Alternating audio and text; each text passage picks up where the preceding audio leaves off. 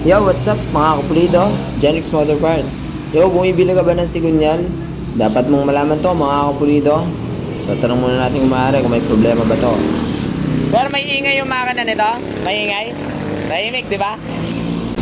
May mga bumibili kasi ng sigunyal na nag-aakalang may problema ang nabili nila dahil second hand naman ito. Akala nila sira. So, normal sa second hand na may konting alog. Huwag lang yung malaki, mga kapulido.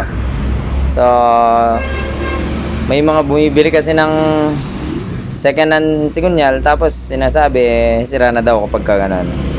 May maliit na tolerance po talaga na gagalaw yan kapag ka nagamit na kasi hindi po brand new ang binili, second hand.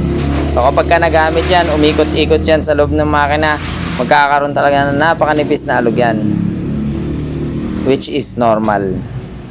Wag lang yung malaki na kumakatok na talaga. Katulad nito.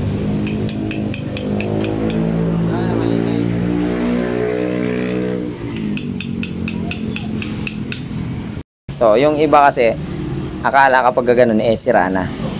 Hindi po siya. So, mamaya, pabuksan natin to. Titignan natin kung may sira, no?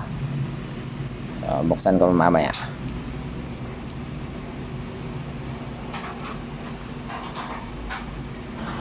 So, ito, login natin.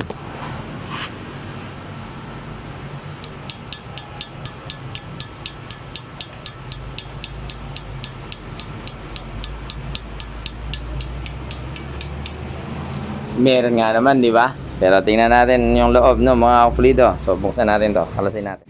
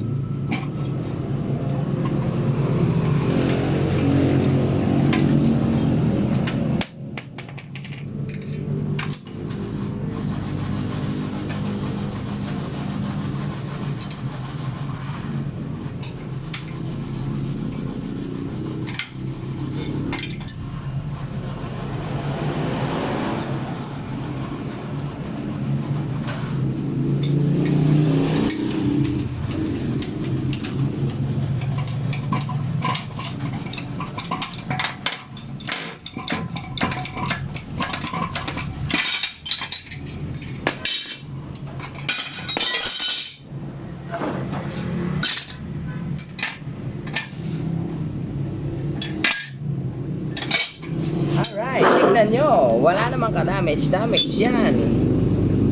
Oh.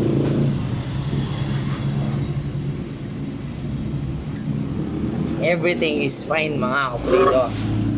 So, kapag ka po bibili kayo ng sigunyal, yung katiting na alog is normal po yan sa second hand. Kasi hindi brand new ang binibili ninyo.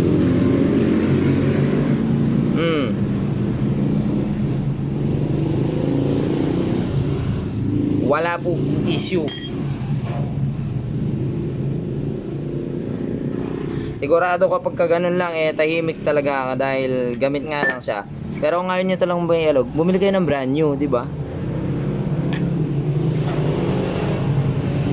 So ito, papalitan natin ng brand new tapos aalugin natin.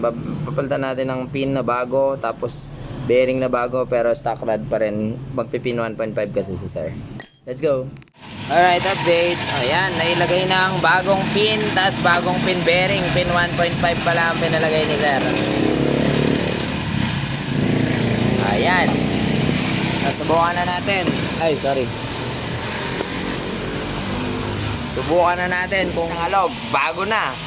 Ang luma na lang yan is yung Conrad.